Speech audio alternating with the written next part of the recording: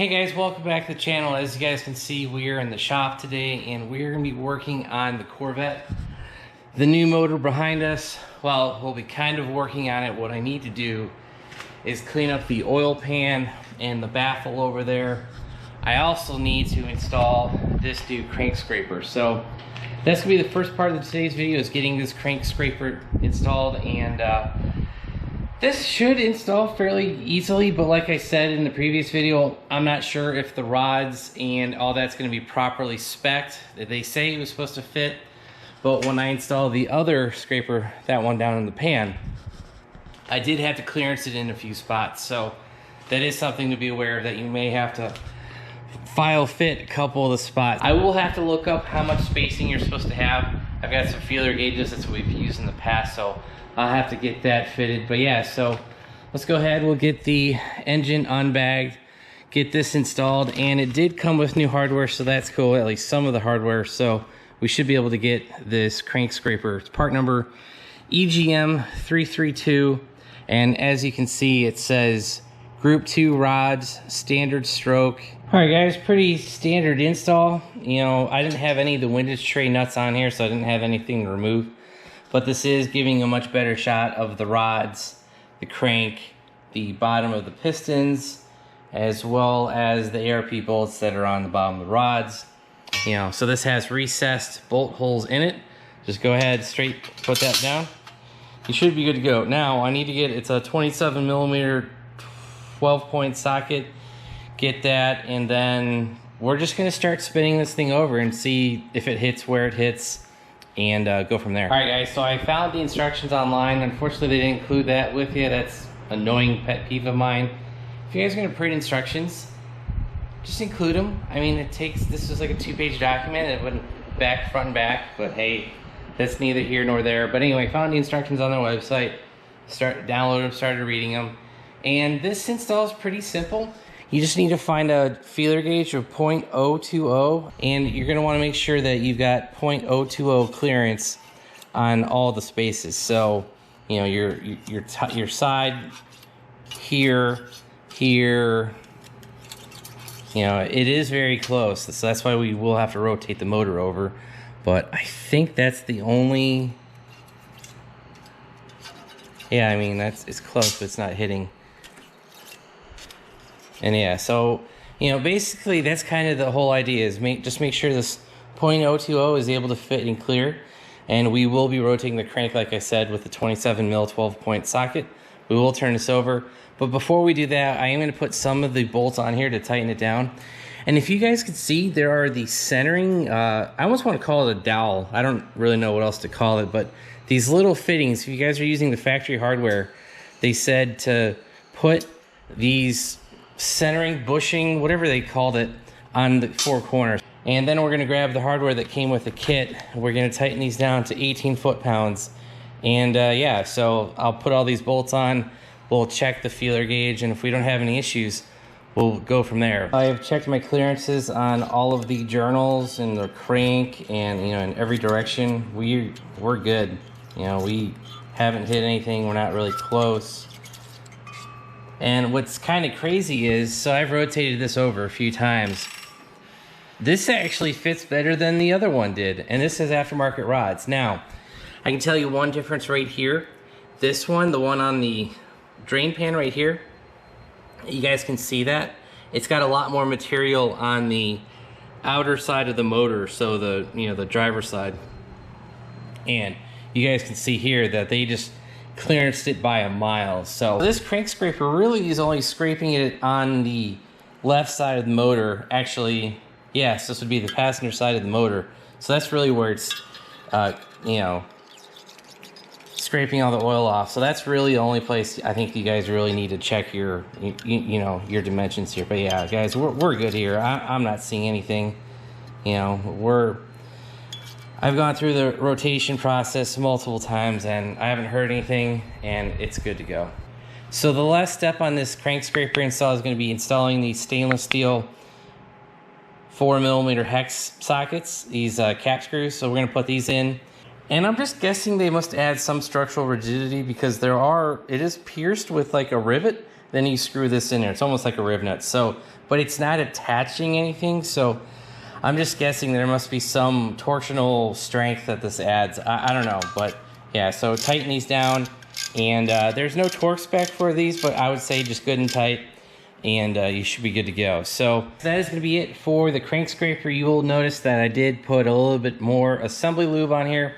I just wanted to try to, get that to soak in between the bearings. And one more thing while we wait, I'm actually gonna do a giveaway, guys. In this video, we'll have a keyword below. At some point in the video, I will say the keyword. And if you guys want to win this improved racing license plate frame, I think it is like $10 plus shipping. So I got this as part of this whole package, but I'll give it away to you guys. I'll mention the keyword later in the video and we'll go from there. So in a follow-up video, I'll post the winner and I'll, shout you out in the video, be like, hey, send me your information. That way we can get your address and get this shipped to you. So yeah, we've got a lot of parts to put on the new motor. Let's go ahead and get started.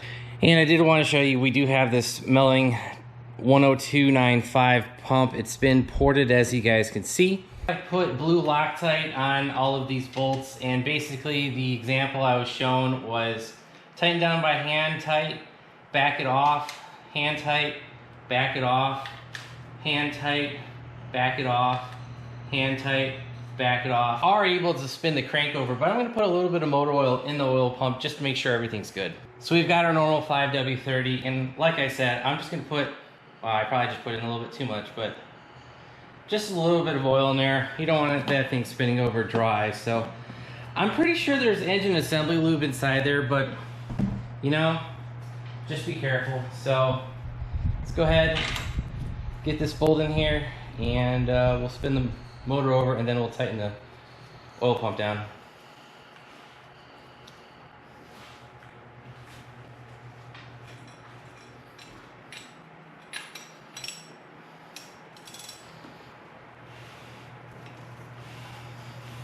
One, two, three, four. All right, that should be it. And we're going to torque this down to 18 foot-pounds.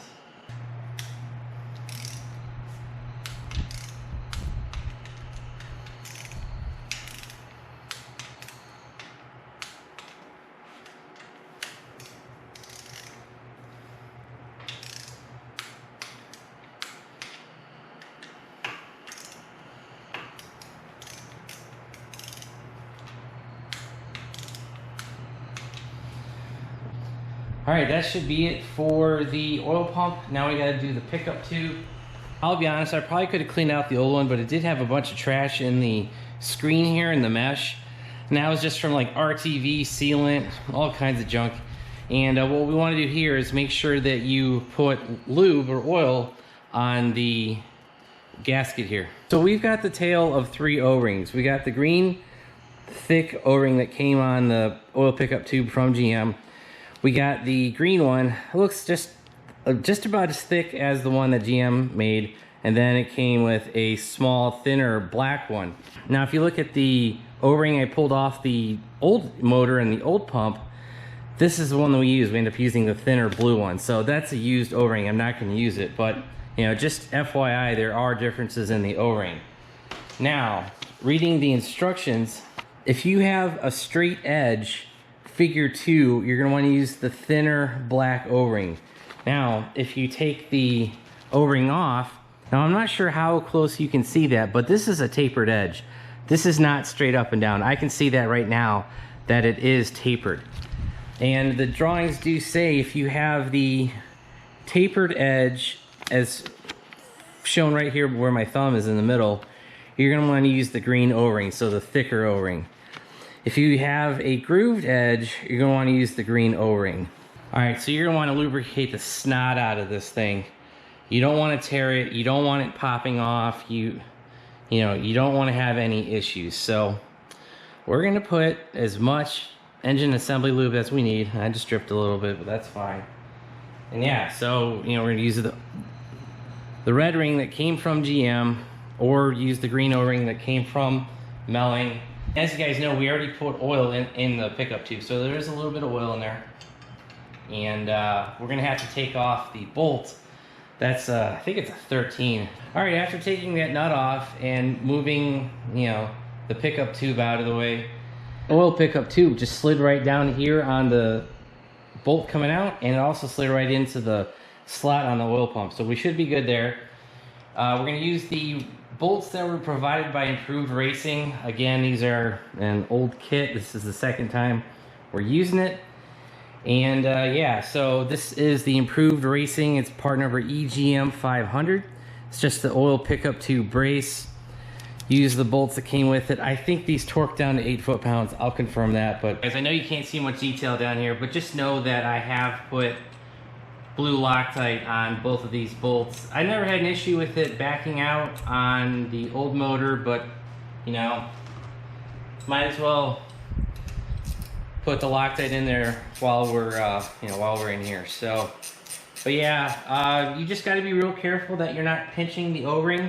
I'll be honest, guys, I have so much lubricant on that O-ring that it's not going to go anywhere. And you know, I'm just trying to get this tight and closed up while I still have access to it, because this is a big pain in the butt. All right, so we're going to torque this down to 8.5 foot-pounds. I think it torques down to like 8.88, something like that.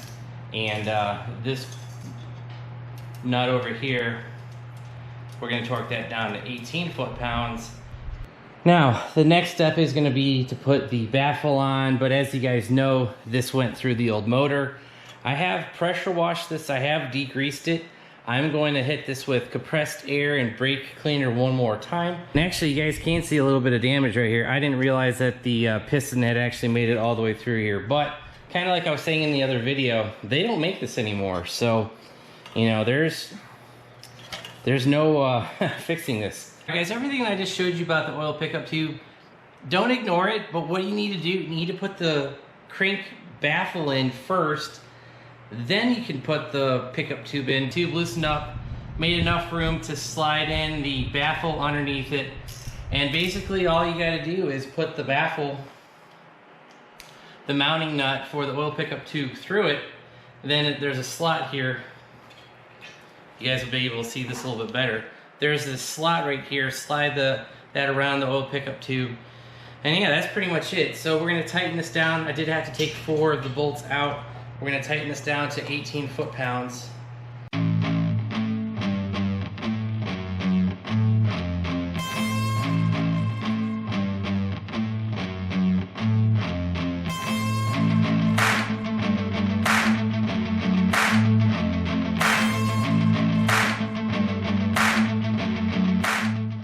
Alright, so here is the brand new front cover. It comes with all brand new bolts, new sensor, new seal, and new gasket, as you guys can see right here. Here's the GM part number 126333906. And yeah, that should be pretty much it for the front cover. And guys, I know that this is, you know, we're putting it in upside down and all that, but basically all I'm doing here is going to be putting this on loosely, and then we're going to put the harmonic balancer on here, and that's going to center it. And our harmonic balancer is from ATI. You guys know that we have the custom LS2, LS9 kind of weird hub thing. And yeah, so let's get this in here.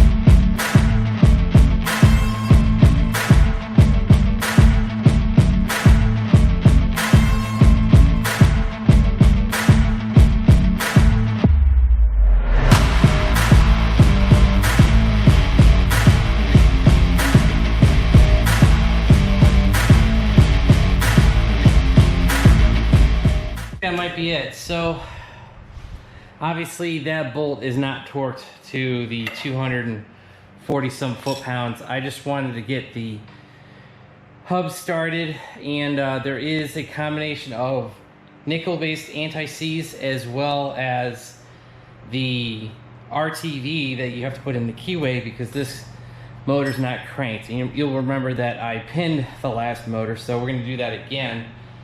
But yeah, so I just put a couple bolts in the hub. Not a big ordeal. And yeah, so what I'm going to do now is go find the ARP bolt. I just took the ARP bolt, put my impact on it, tightened it a couple times, and you know, that should be good. The hub stopped moving, it's not moving in and out anymore, and yeah, we should be good to go. So I just want to go get a flat edge, make sure that this is straight, put some RTV in the corners here, and tighten this down.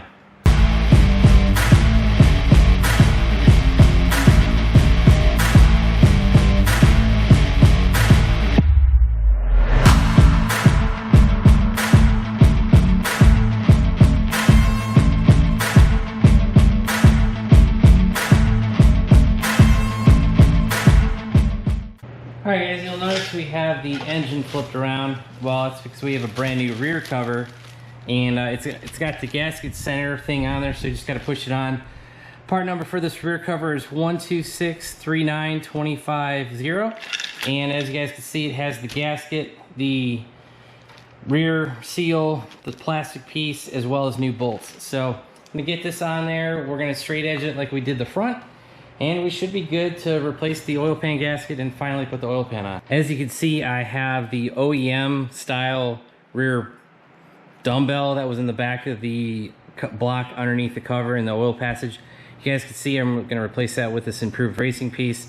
It's part number EGM 501. I ordered this a real long time ago, and as you guys can see, I did put a self tapper on there, and I was able just to pry that out with a screwdriver. So I'm gonna actually have to remove one of the rear arms on the back of the block to get this in straight, because otherwise I don't have enough room between the block and the engine stand to get this in. So I take that off, move it, and put this dumbbell, barbell, whatever you can call it, in the back of the block.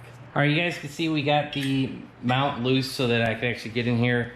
Again, we're just gonna put an engine assembly lube on here, and we should be able to just push it right into place. So, you know, the instructions are pretty simple. Use lots of lube. Take that as you will. And yeah, so probably a little bit too much on there, but that's all right.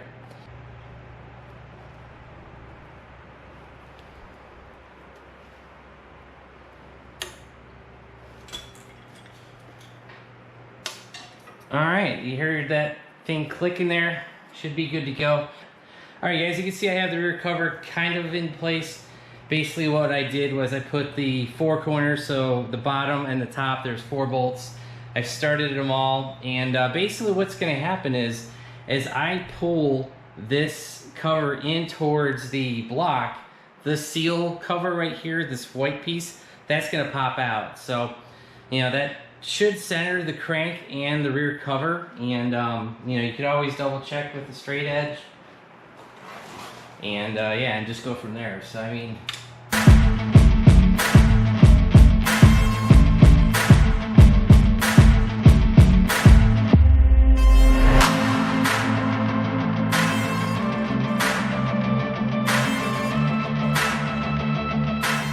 you'll see that I have a new oil pan gasket on here. You might be wondering, well, how is that hanging on? Well, guys, if you can see that rivet right there? I actually drilled the old rivet out and riveted this new gasket to the pan. And the reason I did that is because I've had very bad leaks with a new gasket with an old pan, and that gasket was never riveted in place. So the gasket is going to be part number GM 1261-2350, and you know, I got that online.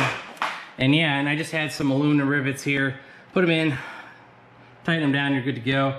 And yeah, if you guys could see right there, I put some RTV there, put some RTV here, and basically what we're doing is putting the oil pan on here, and we should be done. So we've lined up both the rear and front covers, and this should be good to go. Now, what we want to do here is line up the oil pan with the back of the block, because as you guys know, the bell housing has to attach through here. And you also want to make sure that those tall screws that are in the back, those small ones, you want to make sure those get in place as well. So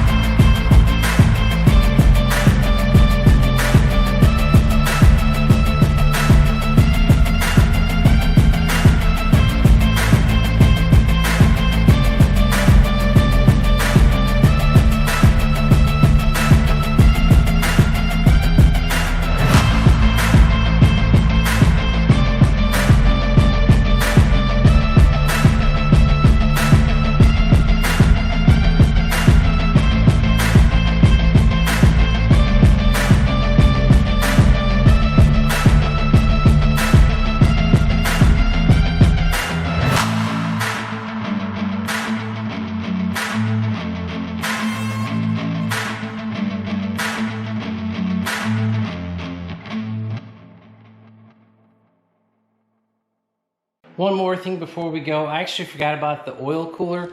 You guys will see that the Corvette does have the oil cooler port. What we have here is actually an oil cooler delete kit, and this is temporary. I got this on Amazon. It's part number 99447022. And the reason we're going to be putting this in is because the factory oil cooler that the Z51 package has, it ties into the radiator, and I'm afraid that might be contaminated with chunks of aluminum. So to eliminate any possibility of cross-contamination, I'm just going to be deleting the oil cooler from the car, and I will be installing one eventually, but that's going to be a future project from now. So I torque down to 8.5 foot-pounds, 8.8 foot-pounds, whatever it is. So 8.5 is good enough. Make sure you get the gasket in there. All right, guys, it's been a long and sweaty afternoon. I think we've been out here for a few hours, so not too terribly long, but long enough to get all disgusting because it's humid as hell outside. So a lot of parts from Improved Racing today. That dumbbell I've actually had for probably 5 or 6 years. I just never had an opportunity to put it in. Well, now we have. And yeah, so we got kind of the full Improved Racing suite that was available for this motor. Right now, their baffle for the wet sump cars no longer exists. I think they're redesigning it, but guys, that was like 2 years ago. Haven't seen an update since. And so yeah, that's gonna be it for today's video. If you guys liked it, hit that like button. If you guys want to see the video of the top end, so the heads, the lifters, and all that, make sure you hit that subscribe button, turn on your bell notifications. And if you guys want to help support the channel, I will try to include links to everything that we used today. Some of that we'll be able to find online, some of that we won't, especially the C6 wet sump baffle kit that no longer exists. But like I said, we'll try to include all the part numbers we can for you, and also make sure you check out our website, BonecrrusherSS.com. Go check out some merch there. Anything you guys buy goes right back into the channel, this motor, and future projects. So thanks, guys. Have a great one.